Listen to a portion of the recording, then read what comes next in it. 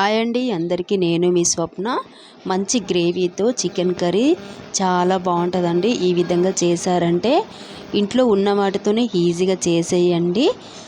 చపాతీలోకి, రైస్లోకి చాలా బాగుంటుంది. ముందుగా 1/2 kg చికెన్ తీసుకున్నానండి. ఇలా శుభ్రంగా కడిగి పెట్టుకోవాలి. ఈ విధంగా ఇప్పుడు 1/2 kg చికెన్కి 2 ఆనియన్స్ కట్ చేసి పెట్టుకున్నాను. ఇలాచీలు, లవంగాలు, చెక్క, సాజీర, కసూరి మేతి ఇవన్నీ వేసుకోవాలండి. ఆయిల్లో చాలా బాగుంటుంది, టేస్ట్ సూపర్గా ఉంటుంది. ముందుగా స్టవ్ పైన ప్యాన్ పెట్టేసి 3 స్పూన్స్ ఆయిల్ వేసుకోవాలండి. ఆయిల్ వేడైన తర్వాత మసాలా దినుసులు వేసుకోవాలండి. చూడండి, ఈ విధంగా మంచిగా ఫ్రై చేసుకోవాలండి. ఫ్రెండ్స్, ముఖ్యమైనది కసూరి మేతి ఆయిల్లో వేసుకోండి. టేస్ట్ సూపర్గా ఉంటుంది, మంచి స్మెల్ వస్తుంది. చికెన్ తిన్నా కొద్దీ తినాలనిపిస్తుందండి, అంత టేస్టీగా ఉంటుంది. ఇప్పుడు కట్ చేసి పెట్టుకున్న ఆనియన్స్ వేసి ఇలా ఒక్కసారి కలుపుకోవాలండి. ఆనియన్స్ తొందరగా ఉడకాలి అంటే కొంచెం సాల్ట్ వేసి కలుపుకోవాలండి.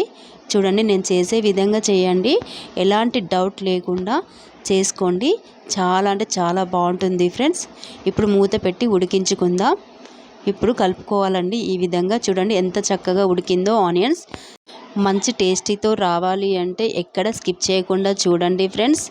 ఇప్పుడు మూత పెట్టి ఉడికించుకుందాం కాసేపు. చాలా అంటే చాలా ఈజీ అండి చేయడానికి కూడా.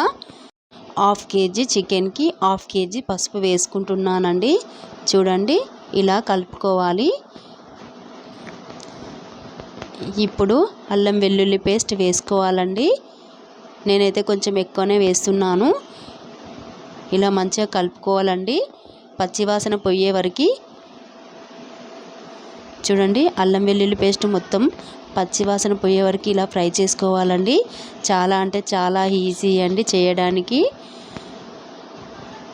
ఇలా చక్కగా కలుపుకోవాలి. ఇలా ఫ్రై అయిన తర్వాత ఇప్పుడు చికెన్ వేసుకోవాలండి. చూడండి, ఇలా చికెన్ మొత్తం వేసుకోవాలండి. ఫ్రెండ్స్, ఈ వీడియో ఫస్ట్ టైం చూసే వాళ్ళైతే లైక్ చేయండి. ప్లీజ్ ఫ్రెండ్స్, సబ్స్క్రైబ్ చేసుకోండి. ఇలా చక్కగా కలుపుకోవాలి చికెన్ మొత్తం. ఈ కర్రీ అయితే పూరి, చపాతీ, రైస్లోకి చాలా అంటే చాలా బాగుంటుంది ఫ్రెండ్స్. ఒక్కసారి ఇలా చేసి చూడండి ఫ్రెండ్స్, మీకే తెలుస్తుంది. ఇప్పుడు మూత పెట్టి ఉడికించుకుందాం. మూత తీసి కలుపుకోవాలండి చికెన్. ఇలా చాలా అంటే చాలా ఈజీ అండి చేయడానికి. టేస్ట్ కూడా సూపర్గా ఉంటుంది, తిన్నా కొద్దీ తినాలనిపిస్తుందండి, అంత బాగుంటుంది చికెన్. ఇలా కలుపుకొని మరొకసారి మూత పెట్టి ఉడికించుకుందాం.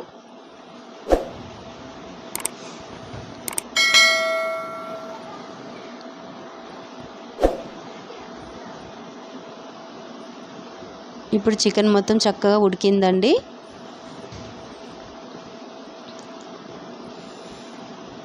ఇలా చక్కగా కలుపుకున్న తర్వాత ఇప్పుడు 1/2 kg చికెన్కి నేను 3 స్పూన్స్ కారం వేస్తున్నానండి. 3 స్పూన్స్ కారం, రుచికి సరిపడా సాల్ట్ వేసుకోవాలండి. నేను ఇప్పుడు కొంచెం వేస్తున్నానండి. ఆనియన్లో వేసాను కదా ఉడకడానికి, అందుకే కొంచెమే సాల్ట్ వేసానండి. ఇలా చక్కగా కలుపుకోవాలండి.